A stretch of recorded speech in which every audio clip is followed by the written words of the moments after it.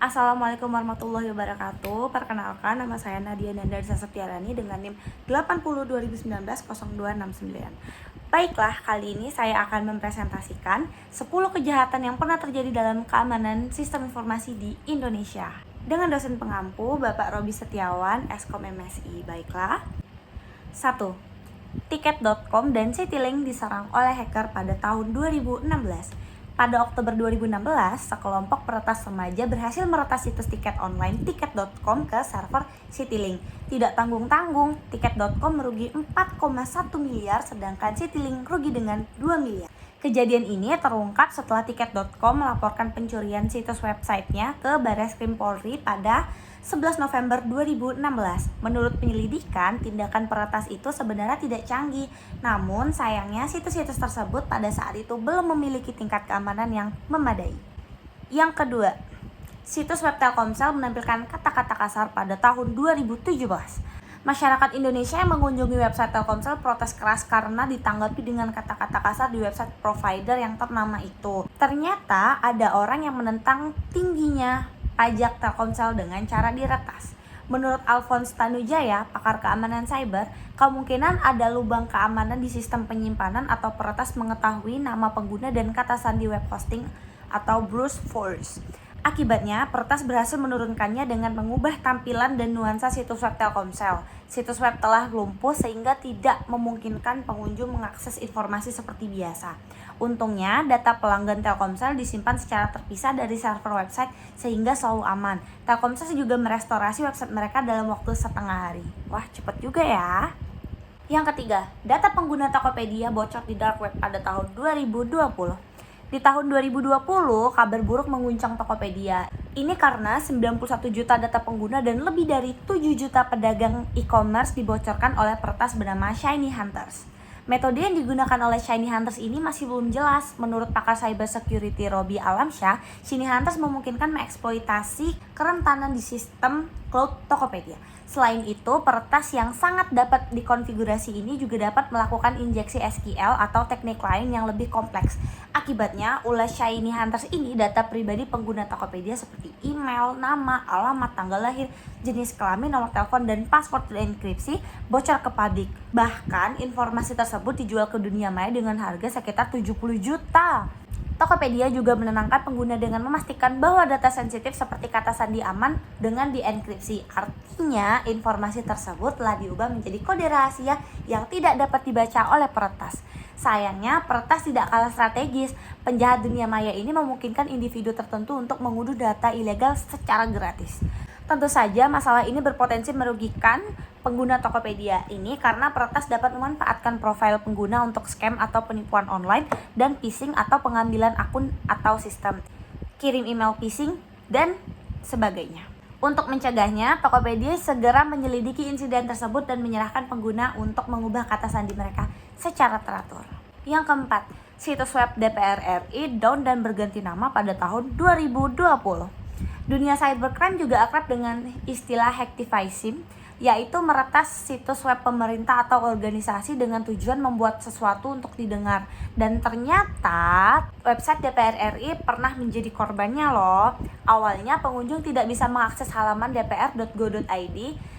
Lalu Indra Iskandar, Sekretaris Jenderal DPR RI saat itu mencontohkan peristiwa itu terjadi karena lalu lintas padat. Setelah diselidiki, lonjakan ini ditemukan sebagai hasil dari serangan di DOS, sehingga situs DPR RI pun mendapat tsunami request yang membuat server semakin berat memuat hingga akhirnya crash. Namun ternyata kesalahan ini adalah entry yang sengaja dibuat oleh para peretas. Orang ini kemudian merusak situs. Setelah pengunjung dapat mengakses situs, mereka akan membaca kata-kata Dewan Pengkhianat Rakyat. Rupanya ini adalah protes aktivis terhadap Undang-Undang Pencipta Lapangan Kerja. Tim IT DPR RI langsung menutup lokasi dan melakukan perawatan. Meskipun situs tersebut akhirnya dipulihkan, web menjadi lebih lambat karena dampak dari serangan virus. Yang kelima, situs web Tempo down pada tahun 2020. Portal populer Tempo Media juga menjadi sasaran hacktivisme untuk keempat kalinya. Situs web Tempo diretas pada tahun 2020. Sebelumnya, peretas hanya membajak server DNS Tempo sehingga situs tersebut lumpuh. Namun, kali ini pemboman hacker lebih serius. Tidak hanya mengambil alih situs, penyerang juga mengalahkannya. Akibatnya, situs Tempo menghitam dan memutar lagu Gugur Bunga. Orang ini juga menulis posting tentang menghentikan hoax. Menurut Syarifuddin Eskom Mkom, pakar hacker ternama Indonesia, kasus ini bisa saja terjadi karena kesalahan membuat website. Meski Tempo pada akhirnya menguasai situs tersebut, ancaman peretas tidak kunjung reda. Syarifuddin mengklaim peretasan situs ini bisa berakibat fatal seperti mengganggu sistem untuk mencuri informasi sensitif seperti password. Keenam, penyerangan terhadap web sekretariat Kabinet RI pada tahun 2020. Pada saat yang sama, situs web Sekretariat Kabinet Indonesia yaitu setkap.go.id diserang oleh serangan sabotase. Device situs ini memungkinkan peretas untuk mengubah tampilan dan nuansa situs target mereka. Rupanya, peretas ini dilakukan untuk tujuan ekonomi, yaitu menjual script backdoor dari situs web korban kepada yang menginginkannya. Awalnya, situs setkap.go.id diretas dan tidak bisa diakses. Tampilan website kemudian dirubah menjadi hitam dengan gambar pengunjuk rasa yang membawa bendera merah putih dengan tulisan pedang Black Hat 2 Anon Illusion Team founded by Zai FT Lutfi Fake. Correct me if I'm wrong ya. Menurut penyelidikan polisi, peretasan ini terjadi karena kelemahan sistem keamanan dan melalaikan operator. Yang ketujuh, peretasan terhadap website BPJS pada tahun 2021. Pada Mei 2021, situs Badan Penyelenggara Jaminan Sosial atau BPJS Kesehatan, khususnya BPJS Kesehatan.go.id diretas. Hal ini mengakibatkan data 279 juta orang Indonesia dibocorkan dan dijual di forum online Red Forums oleh akun bernama Codes. Dataset yang berisi nick, nomor ponsel, email, alamat, dan gaji itu dijual seharga 0,15 Bitcoin atau 84,4 juta. Untuk mencegah penyebaran data lebih luas, Kominfo kemudian meminta untuk memutus akses tautan unduhan data pribadi dan memblokir Red Forums. Yang kedelapan, kebocoran data asuransi. Pada tahun 2021, kasus peretasan di Indonesia juga terjadi pada perusahaan asuransi BRI Life. Pada Juli 2021, sekitar 2 juta data nasabah BRI Life diduga bocor dan dijual secara online seharga $7.000 atau sekitar 101,6 juta. Hal ini pertama kali diungkap oleh akun Twitter Under the Bridge untuk diklaim peretas telah mengambil 250 GB data BRI Life, termasuk 2 juta data nasabah dalam format file PDF dan 463.000 dokumen lainnya. Data tersebut berisi informasi tentang foto KTP, rekening, nomor pajak, akta kelahiran, dan rekam medis. Rupanya, kebocoran data tersebut terjadi karena adanya celah keamanan pada sistem elektronik BRI Life yang disalahgunakan oleh pihak-pihak yang tidak bertanggung jawab. 9. Kebocoran data e-hack Kemenkes pada tahun 2021. Pada Juli 2021, aplikasi Electronic Health Alert atau e-hack yang dilakukan oleh Kementerian Kesehatan RI juga dapat menjadi korban serangan cyber yang disebabkan oleh peretas. Aplikasi Health Alert Card atau e-hack ini aplikasi travel yang wajib dimiliki membocorkan data 1,3 juta orang lainnya. Selain kebocorannya, data pengguna e-hack khusus ini juga mengakibatkan terungkapnya data tes COVID 2019 pada penumpang, data rumah sakit, dan data pegawai e-hack. Rupanya serangan ini terjadi karena kurangnya protokol keamanan aplikasi yang memadai dan menggunakan database Elasticsearch yang dianggap kurang aman untuk menyimpan data.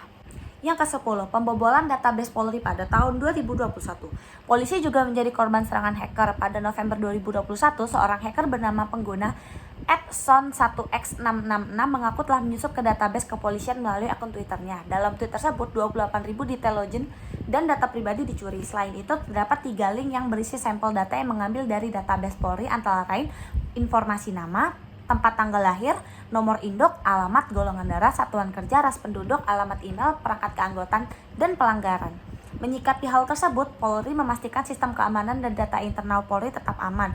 Menurut penyelidikannya, peretasan ini digunakan oleh peretas yang sering menyerang situs web pemerintah di seluruh dunia untuk menunjukkan keberadaan dan bentuk protes terhadap ketidakadilan pemerintah terhadap rakyat. Lalu, bagaimana solusi dan cara penanganan dalam memerangi atau memberantas kejahatan sistem informasi oleh pemerintah Indonesia atau penegak hukum? Dikutip dari laman website Kominfo, pemerintah punya 2 jurus untuk mengatasi serangan cyber. Nah, yang pertama, pemerintah menyikapi kasus dugaan kebocoran data publik dengan membentuk tim reaksi cepat atau emergency response team dan memperkuat aturan perlindungan data pribadi. Menanggapi keresahan publik yang dipicu ulah akun anonim di ruang digital, Presiden Joko Widodo mengundang Menkominfo Johnny G. Plate, Menteri Koordinator Bidang Politik, Hukum dan Keamanan Mahfud MD, dan Kepala Badan Siber dan Sandi Negara atau BSSN Hinsa Siburian di Istana Merdeka Merdeka Jakarta pada Senin 12 September 2022. Turut hadir dalam rapat itu Wakil Presiden Kiai Haji Ma'ruf Amin dan sejumlah Menteri Kabinet Indonesia Maju lainnya. Usai rapat, Menkominfo mengatakan akan ada pembentukan tim reaksi cepat untuk menindaklanjuti serangan-serangan cyber yang terjadi dalam beberapa waktu terakhir ini. Lebih lanjut, Menteri Joni menyampaikan tim tersebut terdiri dari BSSN, Kominfo, Polri, hingga Badan Intelijen Negara atau BIN. Mereka akan saling bekerja sama untuk mengatasi serangan peretas pembobolan data di ruang digital untuk keamanan masyarakat. Perlu ada emergency respon dalam terkait untuk menjaga data dan tata kelola data yang baik di Indonesia, serta untuk menjaga kepercayaan publik, kata Menkominfo. Di samping itu, Menteri Joni juga berharap adanya rancangan Undang-Undang Perlindungan Data Pribadi atau RUU PDP untuk menjadi payung hukum baru untuk menjaga ruang digital publik di Indonesia. Saat ini, setelah disetujui di rapat Panitia Komisi 1 DPR, draft RUU PDP tinggal menuju jadwal rapat paripurna DPR RI untuk mendapatkan persetujuan parlemen. Sebelumnya, Ditjen Aplikasi Informatika Kominfo telah berkoordinasi dengan Wakil Operator Seluler, Ditjen Kependudukan dan Pencatatan Sipil atau Dukcapil Kemendagri BSSN, Cybercrime, dan Ditjen Penyelenggara Pos dan Informatika atau PPI Kominfo. Rapat koordinasi tersebut membahas dugaan kebocoran dan pendaftaran kartu SIM telepon seluler Indonesia. Menurut Dirjen Aptika Kominfo, Samuel Abrijani Pangerapan, kebocoran itu berkaitan dengan nomor induk kependudukan atau NIK dan nomor telepon masyarakat. Pada proses tindak lanjutnya, BSSN akan dibantu oleh Dukcapil dan operator-operator seluler untuk melakukan investasi lebih dalam lagi. Mereka akan melakukan klarifikasi data dan lain-lain terkait kebocoran data tersebut. Demikian Dirjen Aptika saat memberikan keterangan pers soal itu pada Senin 5 September 2022. Yang kedua, tanggung jawab pada pengelola data. Dalam kesempatan terpisah, Komisi 1 DPR RI Muhammad Farhan turut memberikan tanggapannya terkait isu kebocoran data publik yang dipicu kemunculan sebuah akun anonim. Ia menduga akun itu melakukan serangan cyber di media sosial dengan bermodalkan data yang dikumpulkan dari masing-masing operator telekomunikasi. Itu masih terjadi karena di Indonesia belum memiliki pusat data nasional atau PDN yang berfungsi menyimpan data secara nasional, ujar Farhan dalam sebuah diskusi soal kebocoran data di salah satu TV swasta pada Senin 12 September 2022. Anggota fraksi Nasdem itu juga menambahkan pengamanan data harus dilakukan masing-masing lembaga yang memiliki mekanisme kerja mengumpulkan dan menyimpan data. Ia beranggapan dalam dugaan kebocoran data SIM seluler, maka operator telekomunikasi bertanggung jawab dalam keamanan data tersebut. Sekian presentasi dari saya ucapkan terima kasih.